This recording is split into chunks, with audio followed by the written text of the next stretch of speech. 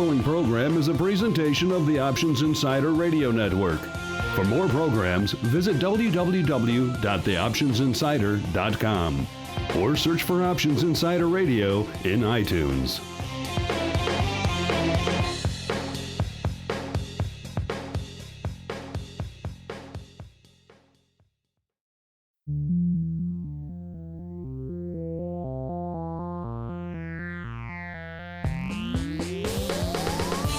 Join us now for the expert source for inside information on the options markets. It's time for Options Insider Radio with your host, Mark Longo.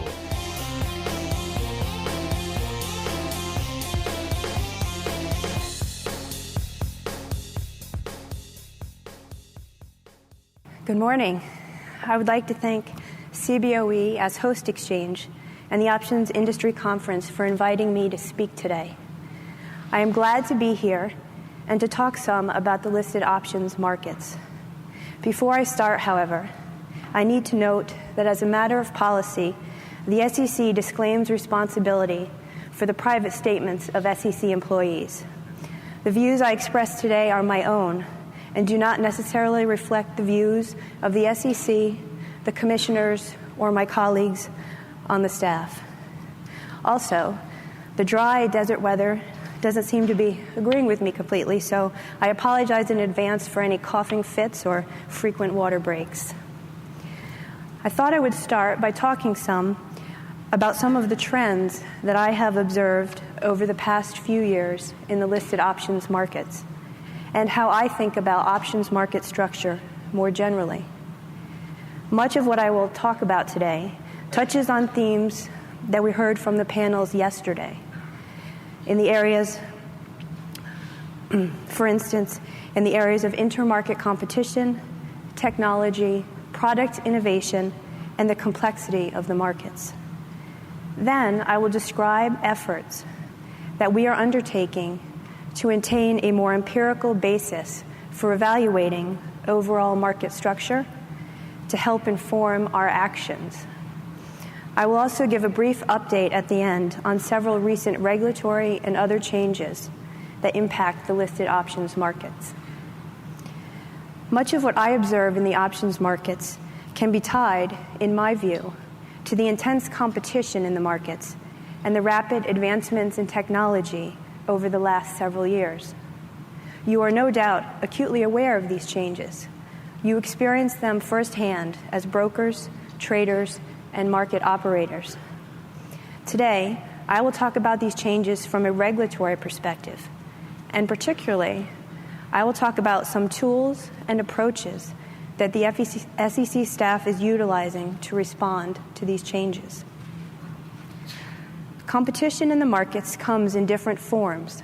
For instance, one form of competition is competition among the markets themselves. As you know, one of the hallmarks of the U.S. securities markets is a dispersed market structure. Unlike a centralized market structure, where order flow in a particular product is aggregated and executed in a single trading center, the U.S. equity and options market structure is a competitive one, where order flow is sent to and executed on multiple competing trading centers that are linked together. Today, we have 17 national securities exchanges, 11 of which list and trade options. The increase in the number of registered exchanges trading options seems to have accelerated over the past several years. Of the 11 exchanges that trade options, 5 became new exchanges or option markets within the past 6 years. And we have noticed for comment another application for registration as an exchange that would list and trade options, which is pending with us right now. With the increase in new markets trading options, I am sometimes asked, what is the impact of having so many different exchanges trading the same securities? The debate about the costs and benefits of our fragmented market structure, however, has been ongoing for many years and is not unique to the options markets. A centralized market structure can maximize liquidity at a single point, promoting strong competition among buyers and sellers. However, due to the lack of competition between or among markets, a centralized market structure has risks of fees that do not reflect market incentives, a single point of failure, and little to no incentives for innovation. Strong competition among multiple markets trading the same securities can benefit investors in a variety of ways. Different types of markets offer varied trading tools, strategies, and technologies that can appeal to investors with different trading needs. Competition also can pressure markets to keep trading fees low and spreads narrow. The stronger the competition among markets, however, the more likely that order flow will be dispersed among multiple venues. If unaddressed, dispersed order flow can impair price discovery and hamper the best execution of investors' orders. The approach to market structure regulation for securities in the United States, therefore, is to promote competition among markets and the benefits that can bring, while minimizing the potential adverse effects of fragmentation that can come with market competition. In this context, the primary question to ask then is, what is the right balance? What tools can be used to help strike the right balance between inter-market competition and intra-market competition? The SEC has adopted a set of regulatory tools that are designed to minimize the potential adverse effects of dispersed order flow. These tools include, for example, a consolidated market data system that gives investors ready access to real-time stream of the best displayed quotes and trades in a listed option across all markets. And, for instance, the options exchanges have put in place trade-through protections, in part to give investors confidence that they will receive no worse than the best displayed price, no matter where their orders are executed. The governance and ownership structure of our exchanges also has undergone a fundamental shift over the past 5 or 10 years, from member-owned organizations to demutualized for-profit exchanges. There has been a lot of discussion for many years around how this change has impacted the way in which exchanges operate and regulate. Potential conflicts of interest between an exchange's commercial interests and its regulatory obligations are not new. Pursuant to the Exchange Act, exchanges are self-regulatory organizations, and as SROs, they are charged with implementing and enforcing the federal securities laws and rules, as well as their own rules, with respect to the entities that trade on their markets, their members. However, an SRO that is an exchange also operates a trading market and has an economic incentive to attract business to its market. Even before exchanges demutualized, competition among marketplaces was increasing, and exchanges actively pursued strategies to increase their market share.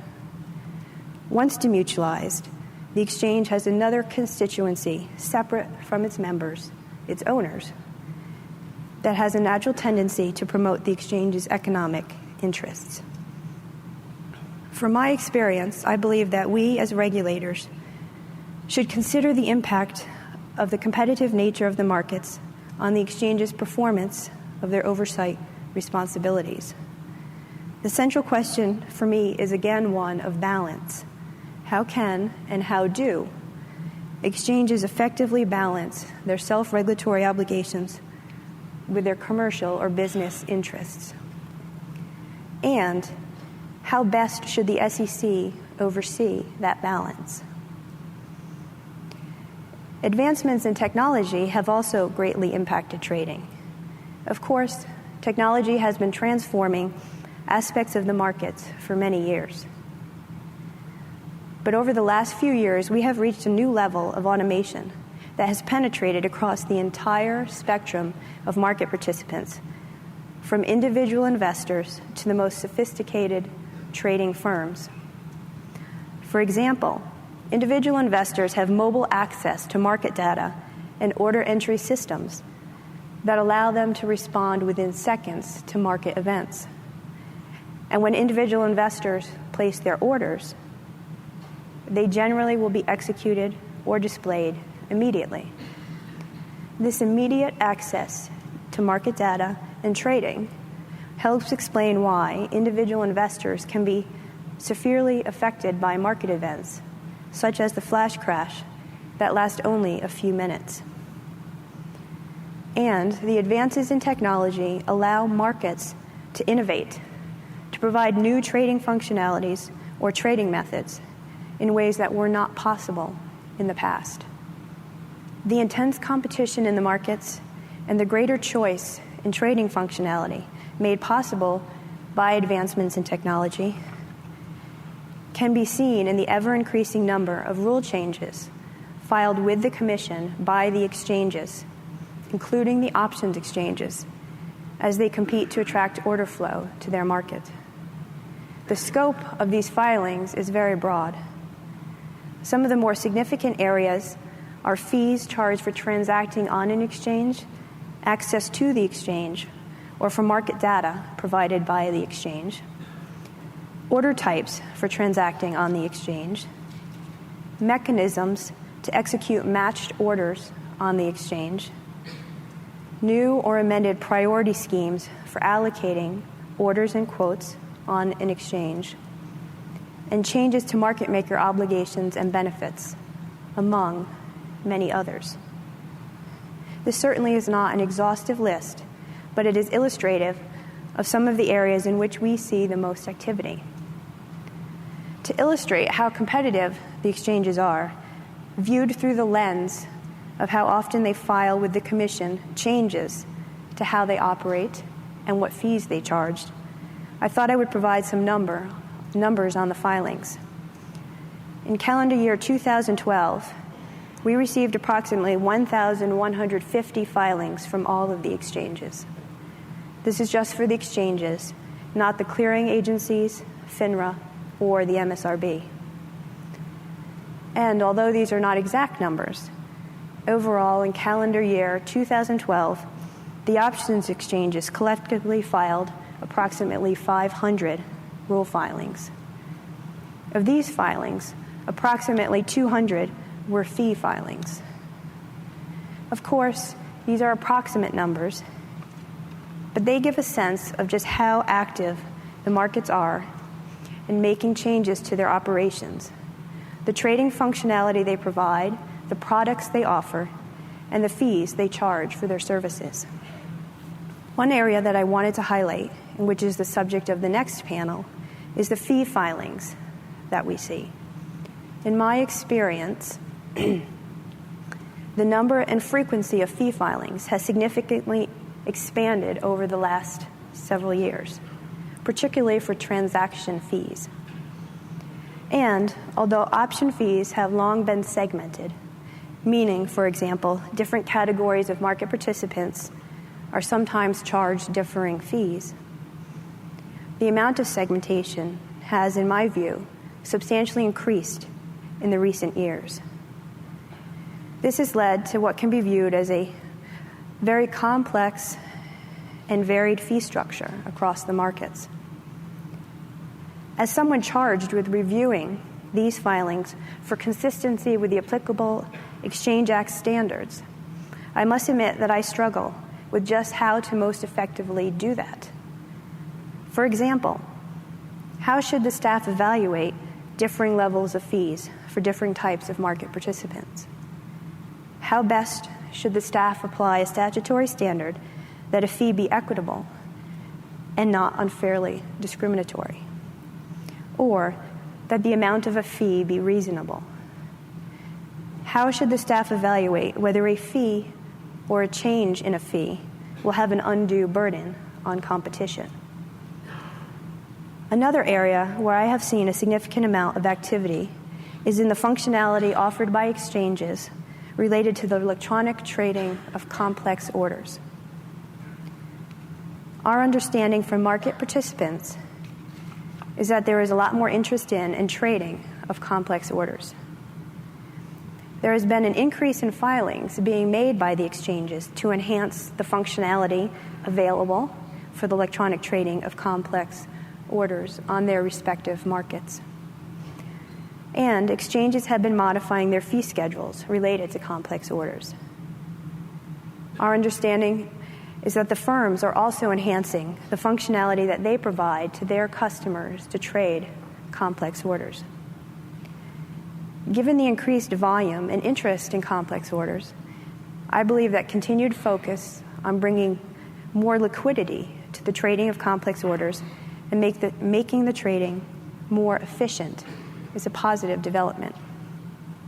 This focus on innovation in the electronic trading of complex orders is a good example of the benefits of competition. From the investor's perspective, innovation that is designed to make trading more efficient and that provides better tools for managing risk is a positive. From the regulator's perspective, innovation often presents challenges because, by definition, it raises new issues that often require creative thinking and tools. My job is to assess whether and assure that innovation meets the Exchange Act standards while not standing in the way of competitive forces and innovation that benefits investors. Here, the scope of the enhancements being made in the complex order space provides an opportunity for the Commission staff to reassess how the complex order markets function and how they interact with the simple or leg markets in the context of the Exchange Act standards. Another area that has been and continues to be one of focus for me relates to the various mechanisms available at the exchanges to trade matched or paired orders. These include mechanisms such as facilitation and solicitation mechanisms and price improvement mechanisms. These mechanisms often include execution guarantees to the broker-dealer that brings the order to the exchange. The exchanges have continued to support these mechanisms and to propose changes to them. But these changes can sometimes raise difficult Exchange Act issues, often centered around transparency and competition. For example, on the one hand, increased order flow on an exchange can benefit the market by providing transparency and increasing competition for the order flow that is exposed on the exchange. On the other hand, Commission staff has looked closely at any potential impact of guarantees on the incentives of other liquidity providers, those not receiving the guarantee, to compete for this order flow. An impact on competition could ultimately impact prices, and part of the evaluation of these mechanisms includes an analysis of how any such impact would or could affect the quality of prices available, either on a single exchange or market-wide. I also continue to see a focus on expanding the range of listed options products available for trading by investors. For example, during the last year, the options exchanges filed a number of proposals to expand their weekly options program, citing strong customer demand for weekly options, to execute hedging and trading strategies in the current fast-paced trading environment that extends across numerous markets and platforms. The exchanges have observed increased demand for weekly options, particularly when market-moving events, such as significant market volatility, corporate events, or large market, sector, or individual issue price swings had occurred. We also recently approved the listing and trading of mini options overlying 10 shares of a limited number of high-priced securities. The availability of mini options may make options on high-priced underlying securities more readily available to retail investors. Many options are designated with different symbols than standard options on the same security. And as you know, the options exchanges launched trading in mini options last month. And in January of this year, one of the exchanges proposed to list and trade options overlying 1,000 shares of the SPY exchange-traded fund. Similar to mini options, if approved, these jumbo SPY options would have a different symbol than the standard and mini options on the same security. Several commenters have expressed concerns with the proposal, and the exchange submitted a response to those comments. This proposal is pending as we evaluate the comments received.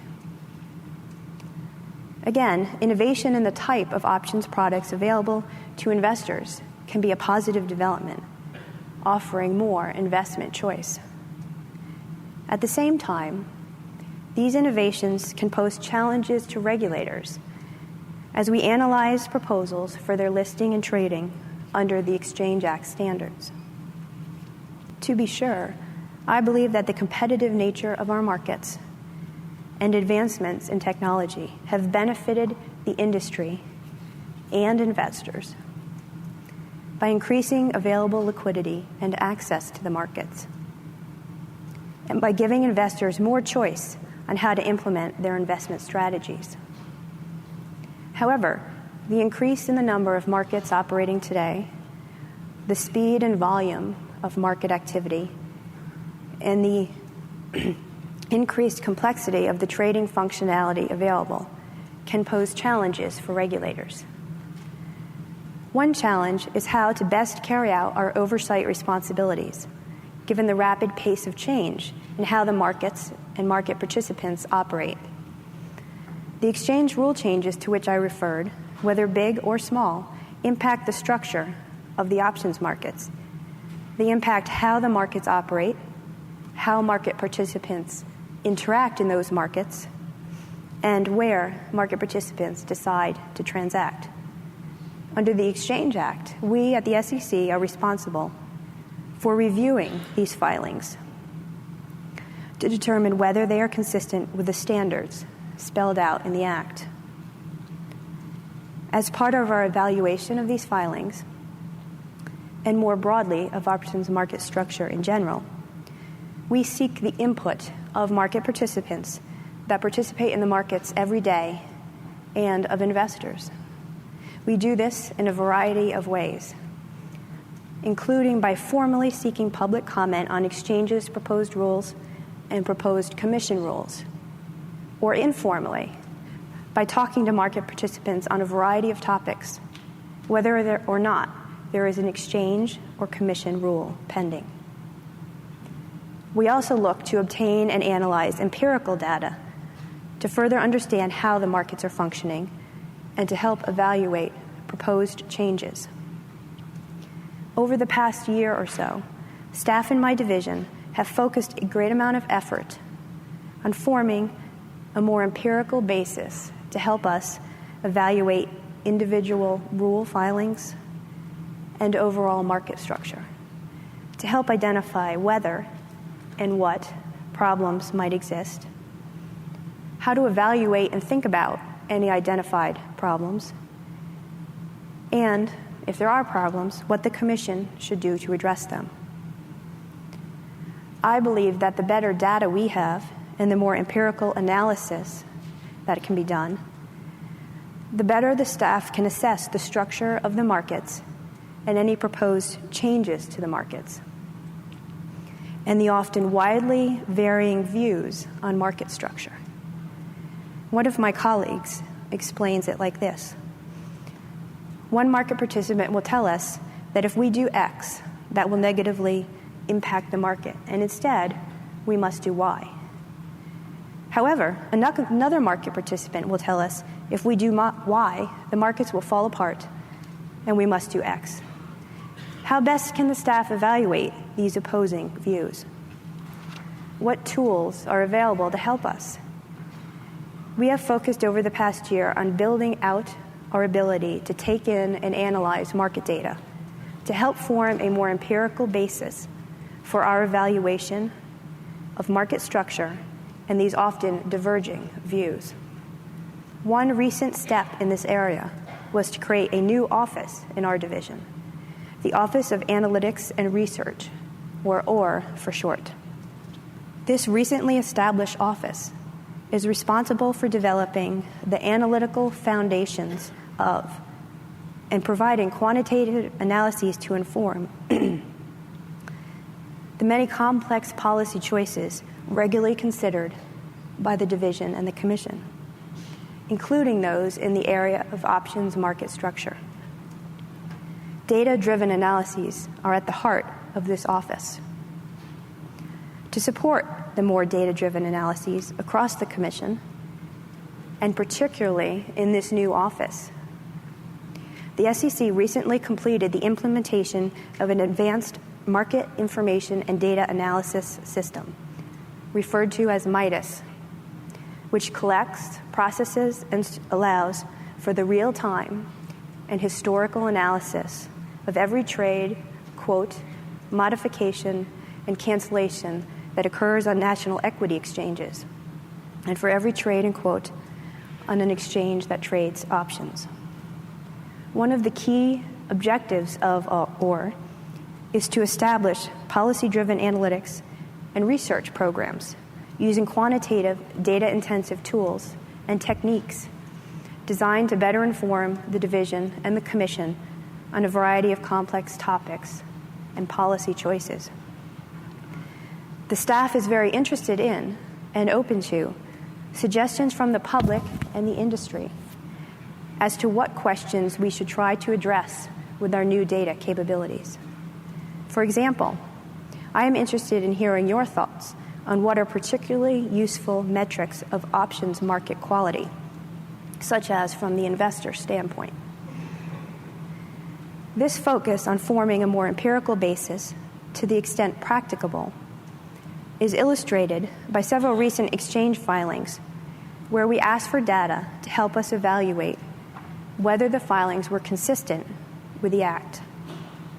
For example, during the staff's review of 2 separate fee filings, for which we had questions as to whether the changes were consistent with the statutory standards, we reviewed empirical data submitted by the relevant exchanges to help us evaluate the impact, if any, of the new fees on competition among market participants, and thus on the quality of executions in those markets.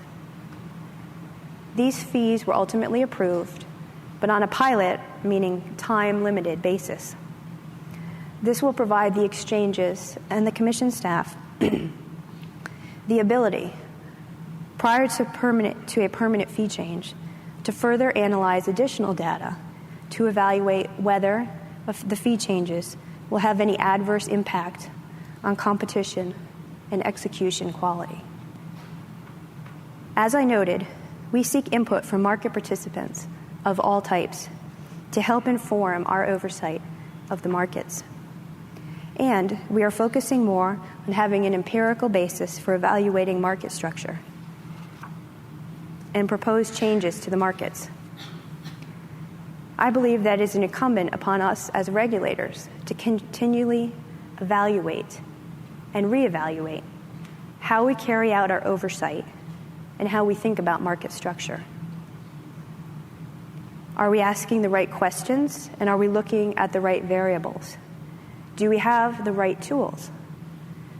How can we more effectively evaluate what are often unknowns? What data should we be looking at? And if we do not have ready access to that data, how do we obtain access? These are not easy questions, but I think they are important ones. And we look to you, industry participants and investors, to provide us your thoughts on these questions. This is important and not just an academic exercise.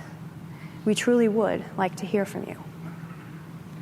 Now, I thought I would change course for a few moments and provide an update on several regulatory and other actions that touch on the options markets.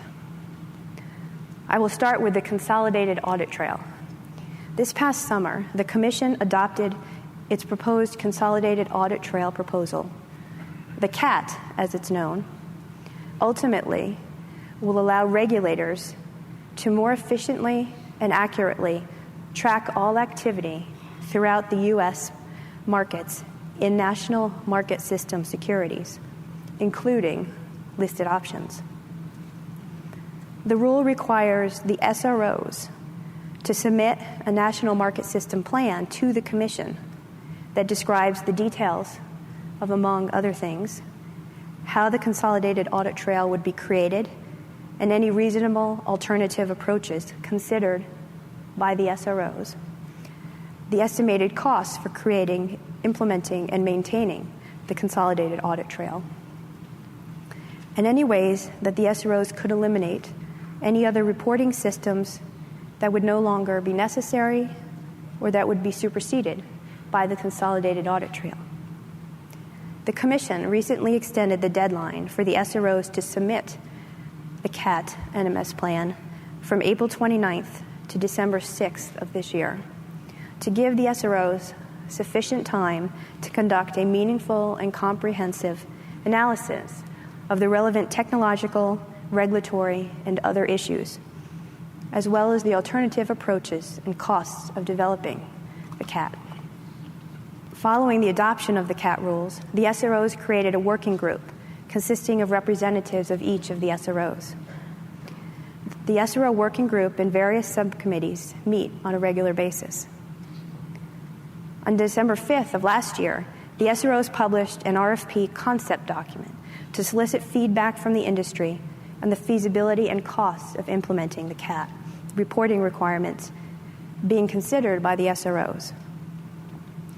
On January 16th of this year, the SROs published a bidders document to help educate potential CAT bidders about the SRO's expectation regarding responses to the RFP.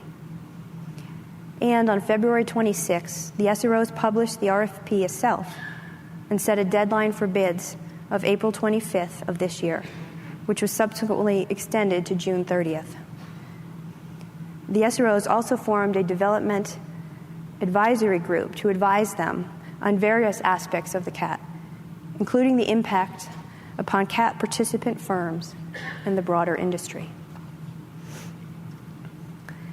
Next, I wanted to highlight proposed regulation SCI, which is timely in light of not only yesterday's events, but other technology issues in the securities industry within the last few years. On March 7th of this year, the Commission proposed Regulation Systems Compliance and Integrity, or Regulation SCI. If adopted, Regulation SCI would replace the voluntary standards of the Commission's existing Automation Review Policy Inspection Program with enforceable rules designed to help ensure that key participants in the U.S. securities markets will be better insulated from and more resilient to the vulnerabilities posed by systems technology issues.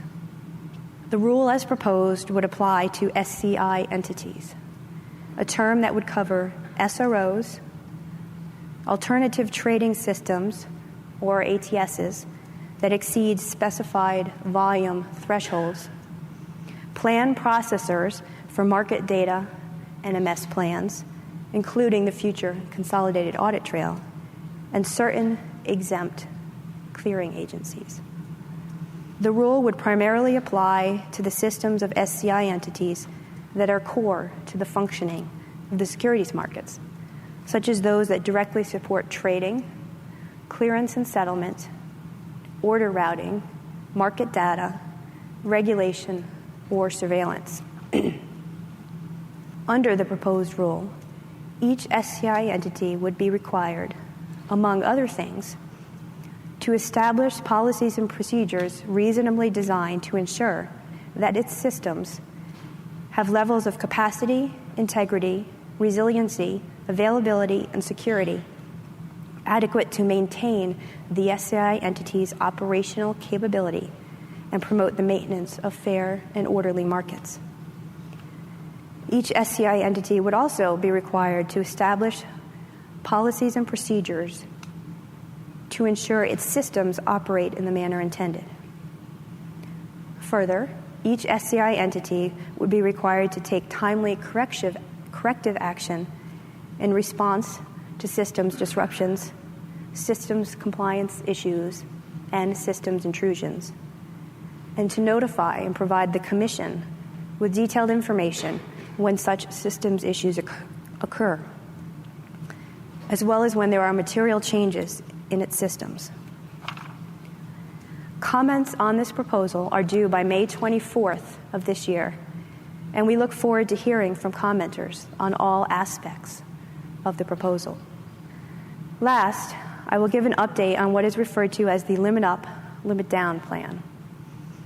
As background, on April 5th, 2011, the SROs filed a proposed Limit Up, Limit Down National Market System Plan to address extraordinary volatility in individual securities. The plan was approved by the Commission on May 31st of 2012. The Limit Up, Limit Down mechanism is designed to prevent trades in individual securities from occurring outside of a specified price band, coupled with a trading pause mechanism to accommodate more fundamental price moves. Without getting into too much detail as to the mechanics, a limit or straddle state, as they are called, may occur in a security depending on whether the bid or offer is outside of, at, or within the price bands. In both the limit and straddle state, one side of the market has gone through the applicable price band, rendering that side of the market non-executable. A security that is in a limit state has 15 seconds to exit the limit state and return to normal trading. Otherwise, a 5-minute trading pause will occur. For a stock that is in a straddle state, the primary listing exchange may declare a 5-minute trading pause. No trades could occur during a trading pause. The limit up, limit down restrictions will apply uniformly across the U.S. equity markets to all NMS stocks except rights and warrants through the plan.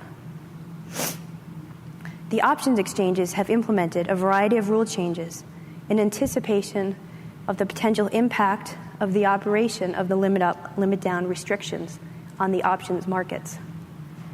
The options exchanges expressed concern about the quality of pricing in the options market during a limit or straddle state in the underlying, given the fact that one side of the market in the underlying security will be unavailable during a limit or straddle state. The exchanges recognize the potential for unreliable national best bids and offers given this uncertainty. Specifically, the exchanges have relaxed market maker quoting obligations during limit and straddle states, given the potential inability of market makers to predictably hedge their risk in the underlying market. The exchanges also will reject market orders during a limit or straddle state and will not elect stop market orders during limit or straddle states in an effort to prevent inferior executions in the options markets due to the condition of the underlying market. The exchanges also have suspended their obvious error rules during a limit or straddle state to promote certainty of executions in an effort to ultimately promote liquidity provision in the options markets during a time when the underlying markets may be uncertain. The suspension of the obvious error rules was approved on a pilot basis for 1 year. The options exchanges have committed to assess the options market quality during limit and straddle states by analyzing various trading statistics. This will provide the Commission staff and the exchanges the opportunity to evaluate executions during limit and straddle states before considering any exchange proposal to make the suspension of the obvious error rules permanent. Well, that wraps up my address for today. I very much appreciate the opportunity to be here to share with you some of my thoughts on the listed options markets, particularly on the 40th anniversary of the industry. Thank you for your time, and enjoy the rest of the conference.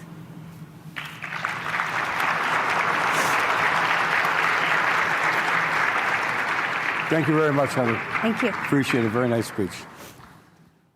The preceding program was a presentation of the Options Insider Radio Network.